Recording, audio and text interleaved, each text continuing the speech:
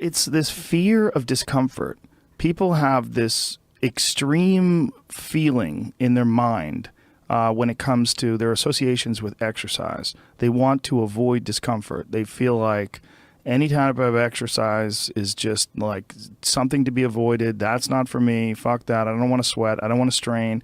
And a lot of times this association that they have is about the beginnings of getting in shape. It's not about once you're actually fit. Because once you're actually fit, exercise is something you look forward to. It's an alleviation of stress. It feels great. Like if I can't get a workout in, I look at my schedule. I go, oh shit, I don't have any time for a workout, which means I'm not going to get that good feeling.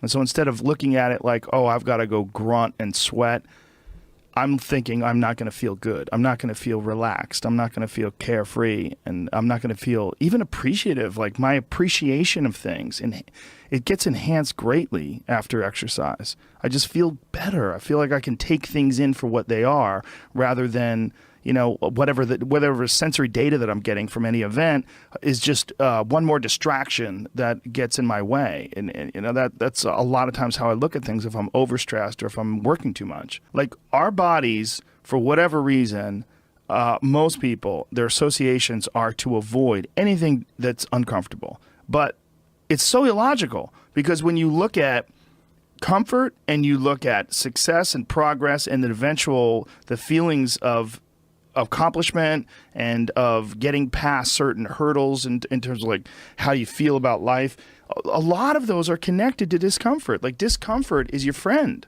It really is. Like discomfort and not being happy and content with certain situations in life or certain feelings in life, they're massive motivators, and they're amazing at facilitating change. And yet our instinct is to avoid those and just sit on the couch and watch some fucking reality show about dudes who make moonshine with our jaw open. Like, it's bizarre. And for me, at least, when I get like really disciplined and really, I get really consistent with my workouts. One of the things that I almost feel momentum. I feel like there's like a push behind me, like, all right, like after I get out of the gym, I have a really good workout. I'm like, yeah, now I'm doing it. I'm doing it all the time now. And I'm looking forward to the next time. And it makes that resistance much weaker, and it makes my motivation and my discipline much stronger.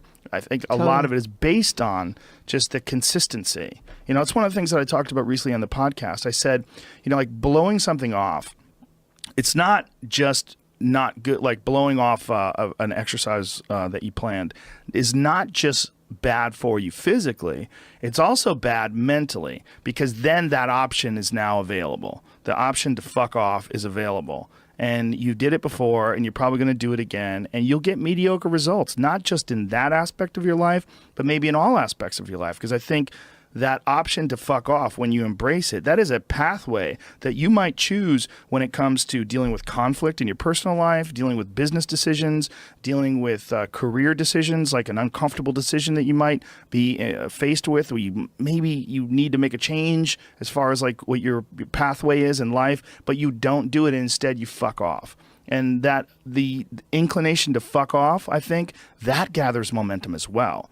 The inclination to be disciplined, that comes with momentum too. And I think both things, like you take a path, like the path of the healthy person or the path of the fuck off. Like this is not, like your body is like a race car that you can juice up yourself. Like you can add the fat tires, you can add the improved suspension, you can beef up the horsepower in the engine. You could do all that yourself.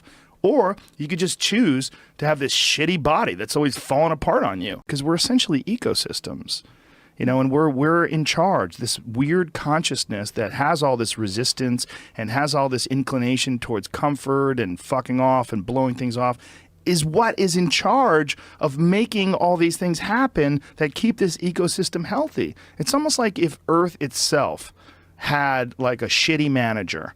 You know, if like there was a natural manager of Earth that was like, oh God, who cares if it rains?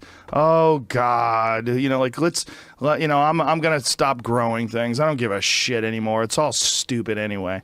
I mean, it's literally like the just blow it up. Yeah. Fuck it. Let's just kill all of life. Well, it's all gonna die eventually. I mean, the sun only lasts 7 billion years. You see, that is the perspective a lot of people take with aging, where it's like, well, you're going to die, you're going to age, you can't stop aging. And it's like, yes, you're right, but that's not the point. The point is to age better.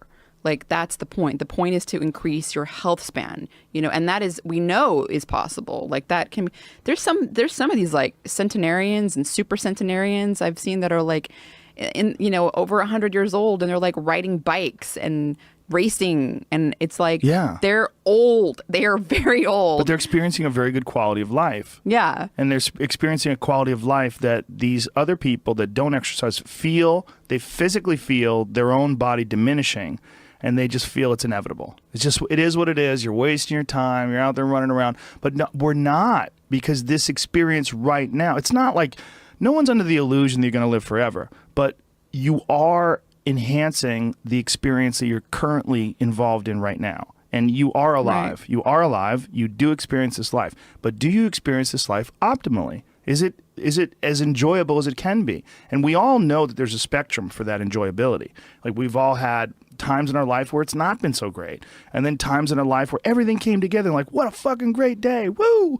Like, make more of those. Like, you can make more of those. And then the whole thing's better. And I think when that whole thing is better, it affects everybody you touch, everybody that's around you, everybody you come in contact with. And that in turn, I mean, it sounds so grandiose, but in turn can affect the entire race of human beings.